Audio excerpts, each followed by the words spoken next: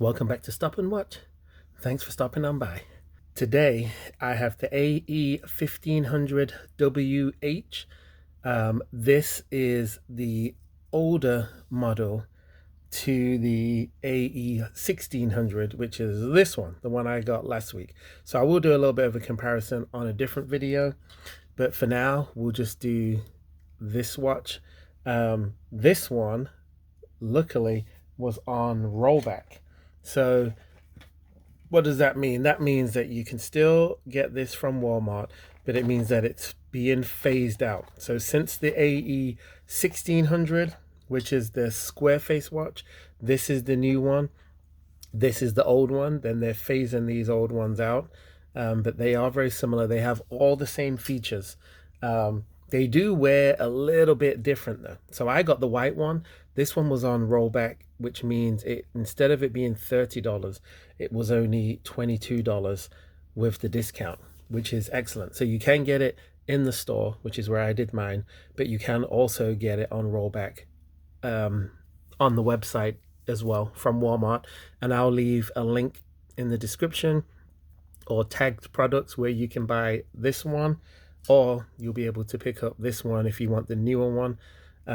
But let's take a look at this. So first things first is it's got the negative display. You can get the one with the positive display, but I just prefer the look of the watch with negative display features. I think it just looks a bit more sleek than when the screen is really bright. So that's just my personal preference. This one does wear bigger than what the AE1600 does. So as far as the thickness of the watch, this is like 15.7 millimeters. So it is thick. The bracelet is exactly the same size, I believe, as what the AE1600 is. So there's no difference there. Decent size bracelet, nice and thick.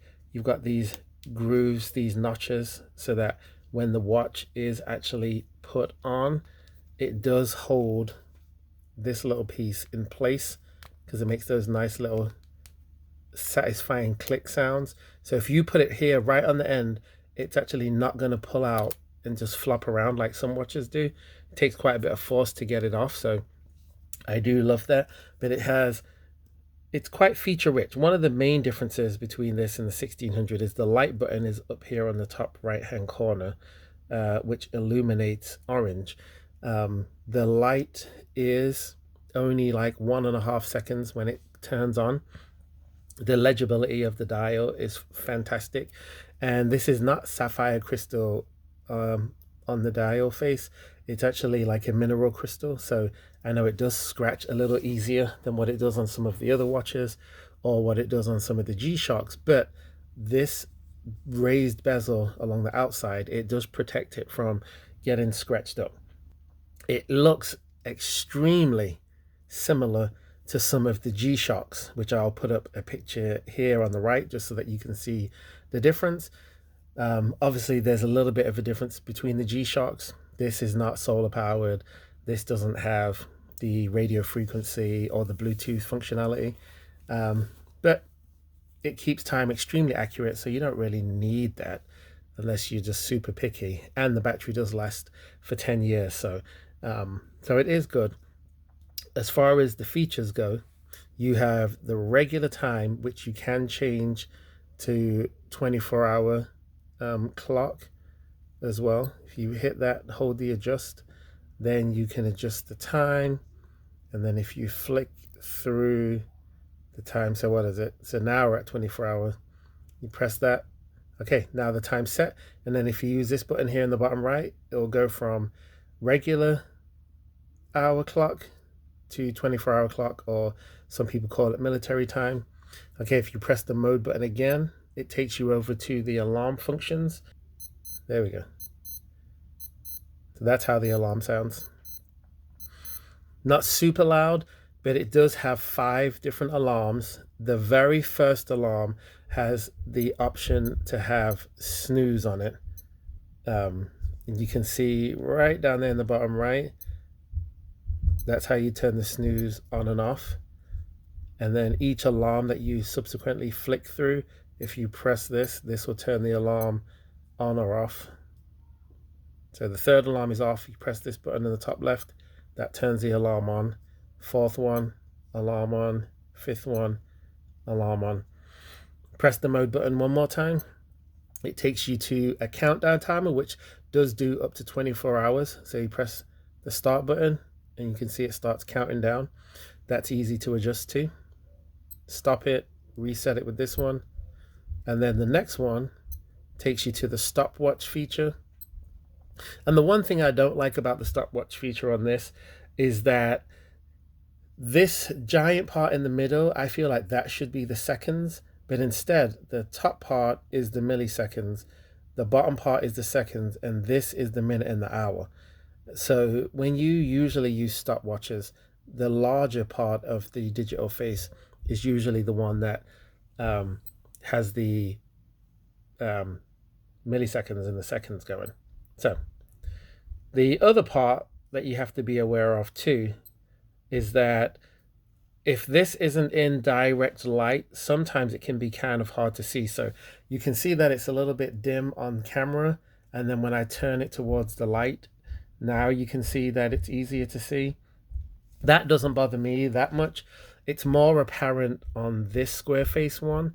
I feel like this one on the left actually has a clearer screen than what this one on the right does. And this is the newer one. And I think a lot of people have made that kind of complaint as far as the difference between the new and the old. Okay, the other feature moving on is the dual time. So you can set this to, you know, Mexico, England, whatever this other dual time is, and then it's going to be different from what the standard time is. So it does have quite a few features. Let me show you what it looks like on the wrist. So this is what it looks like on the wrist. It is a large face watch, but it is a decent size. So this one in particular is 52 millimeters on the diameter, so pretty big. Like I said earlier, it is 15.5 millimeters on the thickness. And then as far as the weight, it weighs 57 grams. So its newer model of this watch only weighs 52 grams. So it's a little bit lighter, but it does wear bigger. It for sure wears bigger than what the other one does because of the shape. Since the other one is more of that square face, it actually blends in a bit more on your wrist.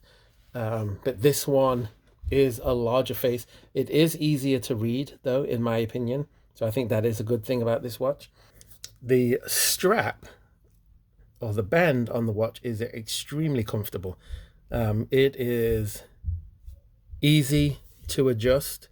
I like the color. I got the off-white on purpose just because I've got plenty of black and gray digital watches, and I do not have a white one or an off-white one. So I got this just because I feel like it stands out, and it definitely has that G-Shock look without the G-Shock price. For this, for $22, I think that this is an excellent deal.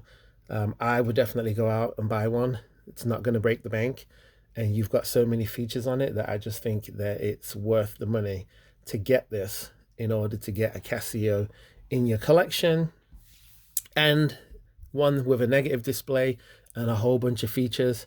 I personally don't think, if you're looking for a cheap Casio watch or one that you can work with, you don't need it to have the Bluetooth feature. You don't need it to have the radio frequency timekeeping. You don't need it to be solar powered. I mean, if you've only got to change the battery once every 10 years, that is fairly simple and fairly inexpensive. And it keeps time a lot better than what any kind of analog or mechanical watch keeps time. But anyway, let me know what you guys think of this rollback watch that I got from Walmart. You can get it from other places too. $22.44 is what I paid for it, down from its $29 price point.